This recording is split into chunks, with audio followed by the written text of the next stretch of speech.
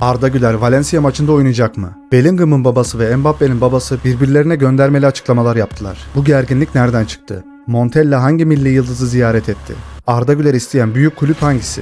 Real Madrid ve Arda Güler'den haberler, hepsi ve daha fazlası bu videoda olacak. Hazırsanız başlayalım. Bellingham'a artık İngiltere milli takımında ilk 11'de garanti bir yeri olmadığı bildirildi. Performansında önemli bir iyileşme olmazsa Tuchel'in Dünya Kupası'nda Morgan Rodgers'ı onun yerine ilk 11'de Dünya Kupası'na götürmesi bekleniliyor dostlar. Demiştik Tuchel adamdır diye. Bellingham'ın yeri garantide ve dokunulmaz dönemi sona erdiği söylenilmiş arkadaşlar. Bellingham'a bu iletilmiş. Ard arda kötü haberler almaya başladı. Kötü derken de arkadaşlar hak ettiği haberler alınmaya başlandı. Bu kadar lobili ve bu kadar güçlü bir oyuncunun da zaten böyle bir takımda yeri yok. Milli takımda da Tuchel gerekeni yapmış. Evet, Valencia karşısına şu ilk 11 ile çıkabiliriz. Courtois, Trent Asensio-Huijsen ve Carreras, Valverde, Tchouaméni, Arda Güler, boştan Tono, Gonzalo ve Mbappe. Biliyorsunuz Rodrigo da şu an sakat arkadaşlar, sakatlanmış. Valencia maçında ve bir sonraki maçta oynamayacak. Ve Arda Güler'imiz 10 numara pozisyonda. Keşke bu pozisyonda oynasa. Bu tabii ki de arkadaşlar muhtemel bir kadro. Yani bu şekilde bu dizilimle çıkar mı bilmiyoruz. Ama bu dizilimle çıkarsa bence fark atarlar. Bellingham ortada yokken Arda Güler'in en iyi performanslarını gördük. Ona çok güveniyorum demiş. Biz de ona çok güveniyoruz ve onu destekliyoruz. Hafta sonunda bir gol atacağını düşünüyoruz. Maç pazar günü. Vinicius, Antonio Pintus yönetimindeki kişiselleştirilmiş bir fitness planını takip ediyor. Bu ceza ona kondisyonunu geliştirmek için fazladan bir hafta süre tanıyor. Vini'nin hedefi en üst düzeyde fiziksel kondisyona ulaşmak ve formu hakkındaki tüm şüpheleri ortadan kaldırmak. AS gazetesinin haberi dostlar. Vinicius kendisi hakkında yapılan eleştirileri ortadan kaldırmak için özel bir programla çalışmaya devam ediyor. Ama bu Arda bunların hepsini geçti dostlar. Florentino Perez, Pedri'ye hayran ve Luis Figo transferinde olduğu gibi onu Barcelona'dan kapmak ve koparmak istiyor. Perez 2027-28 sezonunda Pedri'yi Barcelona'dan transfer etmeyi planlıyor. Zor bir transfer. Ben imkansız gibi görüyorum arkadaşlar. Semih Kılıçsoy taraftarlarla imza gününde buluştu. Milli yıldızımıza ilgi büyüktü. Çok seviniyoruz. Onun da orada böyle bir ilgi alaka görmesi gerçekten moral oluyor onun içinde ve onu da milli takımımızın antrenörü Vincenzo Montella ziyaret etmiş. Demiştim arkadaşlar, bir 4-5 video önce söylemiştim. Semih'i de ziyaret et, işte Ferdi'yi de ziyaret et, Arda'yı da ziyaret et. Hepsini ziyaret et, onlara moral olsun dedim. Ve gitmiş Semih Kılıçsoy'un yanına da ulaşmış. Helal olsun. Bir Montella forması vermişler, 9 numaralı. Semih Kılıçsoy 9 giyiyor. Ona bir forma hediye etmişler. Güzel. Güzel, yani Cagliari İtalyan takımı, hoca İtalyan, oyuncu Türk, mükemmel arkadaşlar. Onun için iyi bir destek lobimsi diyelim buna da. Başka bir muhtemel kadroda bu şekilde Mbappe, Garcia, Güler, Ceballos, Camavinga, Valverde, Carreras, Huijsen, Asensio, Trent ve Courtois. Arda Güler yine 10 numara pozisyonda. Bütün muhtemel kadrolar böyle gösteriyor. Bütün Real Madrid taraftarları ve sayfaları böyle gösteriyor. Ama Arbeloa bir türlü bunu kullanmıyor. Yani garip. Başarılı olmak istemiyorlar herhalde. Başka bir açıklaması yok. Evet, Arda Güler antrenmanda yine patlatmış baba golü. Hadi koçum ya, vallahi şu bıyıkları bir kes de bir rahat rahat çay çorba içelim ya. Real Madrid bu yaz yaratıcı bir orta saha oyuncusu transfer etmeye kararlı. Ya kardeşim, en yaratıcı oyuncu sizde, daha neyi arıyorsunuz? Okumuyorum arkadaşlar haberi ya. Evet, Arda Güler ve Duru Paris'te dostlar, bu şeker ikilimiz birbirine çok yakışan, Allah ayırmasın kardeşimi. Allah ikisini de birbirine bağışlasın. Güzel bir ömürleri olsun. Çok da yakıştırıyorum ben ikisini. Paris'te birlikteler, mutlular. Arda'nın dediğim gibi en büyük gücü. Her başarılı erkeğin arkasında bir kadın vardır arkadaşlar. Duru da Arda'nın başarısında büyük paya sahiptir diye düşünüyorum.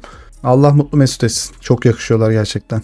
Arda Güler Marca gazetesinin kapağında. Güler maskelerin kralıydı. Fiziksel testlerde en iyisiydi. Takımı arkadaşların hepsini geçti diye yazmış. Arsenal, Real Madrid'in Türk yeteneği hücum orta saha oyuncusu Arda Güler'i bu yaz transfer etmek konusunda hala istekli. Oyuncuyu Real Madrid'den koparmak için yüksek bir bonservis bedeli gerekecek. Arteta, Bayern Münih'in ilgisini çeken Ødegaard'ın geleceği belirsizken Güler'in potansiyeline inanarak ona gerçekten öncelik veriyor. Daha fazla bilgi yakında demiş arkadaşlar. Yani Arsenal'ın da ilgisi günden güne artıyor. Real Madrid'in artık Arda Güler'e özel bir futbolcu muamelesi yapması gerekiyor. Yoksa elinden de kaptırabilir. Artık haberleri böyle vereceğiz. Çünkü geçtiği testler İngiltere Premier Ligi'nde de oynayacak kalitede olduğunu gösterdi dostlar. Arda dünkü antrenmanda yine beyaz kramponlarıyla, yeni beyaz kramponlara, umarım yeni bir beyaz sayfa açmış gibi O kramponlarla güzel goller, güzel asistler yaparsın Ardacığım. Gelelim o büyük habere dostlar. Babalar birbirine bir giydirmiş, bir giydirmiş. Abo. Real Madrid'de baba polemiği. Oğulları bitti, babaları başladı baba.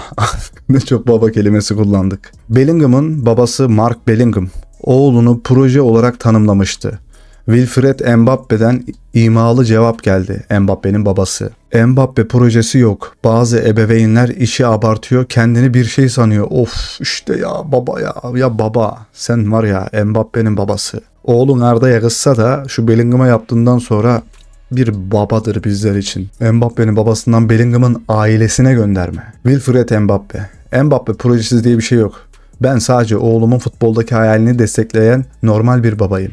Mbappe ile yoğun, erken yaşta antrenmanlar yapmadım. Her şey basit ve eğlenceliydi. Bazı ebeveynler bu işi fazla abartıyor. Ben futbol okulunda antrenörüm dostlar. Kendim mesleğim antrenörlük. Bizim de böyle bir veliler geliyor, kafayı yersiniz. Oğlu 8 yaşında hocam bunu Mbappe yapalım. Hocam bunu Neymar yapalım.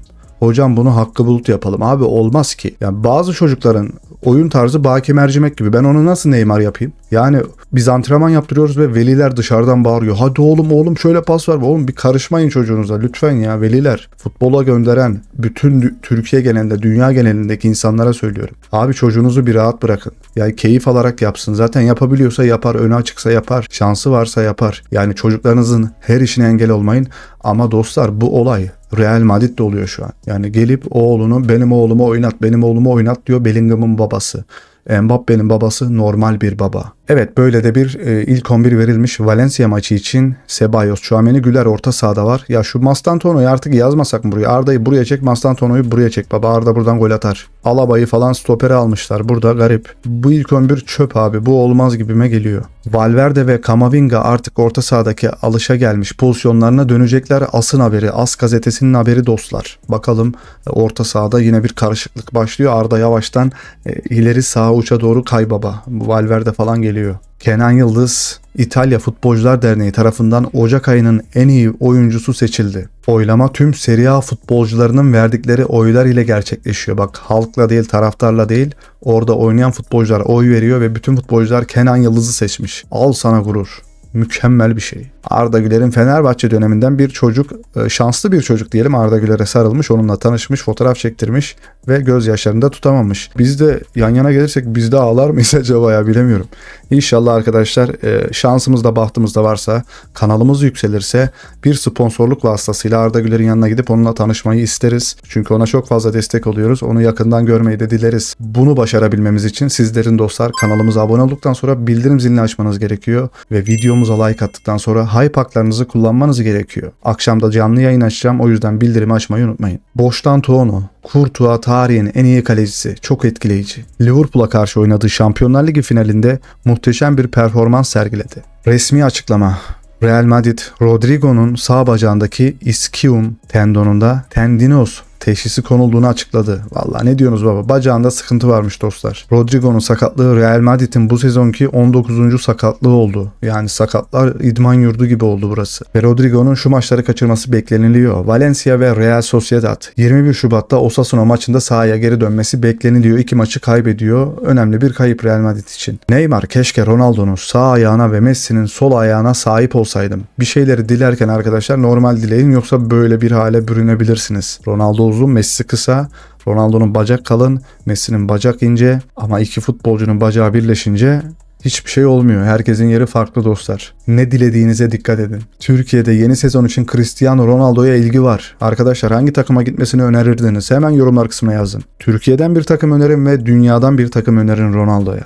Rüdiger ve Carvalho'nun Valencia maçı kadrosunda yer alıp almayacaklarını göreceğiz. Bu sabahki antrenmandan sonra kararlaştırılacak dostlar. Real Madrid'in Valencia maçı karşısındaki eksiklikleri. Rodrigo yok, Bellingham yok, Vinicius yok, Militao yok. Bayağı önemli eksiklikler şu dışında. Çok da önemli değilsin baba. Real Madrid oyuncuları antrenmanda biraz tiye almışlar. Real Madrid'in yaptığı o maskeli idmanları tiye almışlar. Arbeloa, Tchouaméni'yi stoper pozisyondan uzaklaştırmayı planlıyor. Aslında orada daha başarılı bence. Stoperde daha iyi oynuyor. Tchouaméni'nin orta saha oyuncusu olarak oynamasını istiyor. Yanlış karar. Yani şu anki stoper tandeminin ne kadar bozuk olduğunu biliyoruz ve Tchouaméni bence orada daha iyi oynuyor. Tchouaméni de orta sahada kötü oynuyor bu aralar. Arbeloa'nın prensibi açık. Her oyuncu Real Madrid'e girmesini sağlayan pozisyonda oynamalıdır. O zaman Arda Güler'i neden 10 numarada oynatmıyorsun be adam? Bakın açıklamaya bak. Son açıklamayı görmemiştim. Her oyuncunun Real Madrid'e girmesini sağlayan pozisyonda oynamasını destekliyormuş. Ama git Arda Güler'i stoperlerin arasında oynat. 6 numara oynat. Enes Ünal'ın dizine bak. 2. Dünya Savaşı'ndan mı çıktın demişler. Gerçekten çok ağır sakatlıklar geçirdi genç yaşına rağmen. Çok başarılı. Çok da başarılıydı. Bakalım durumu ne olacak dostlar. Evet, bir videonun daha sonuna geldik dostlar. Kanalımıza abone olduktan sonra bildirim zilini açmayı unutma. Videomuza like atmayı unutma. Katıl üyeliği satın alarak bizlere destek olabilirsiniz. Kendinize çok iyi bakın. Hoşça kalın. Bay bay.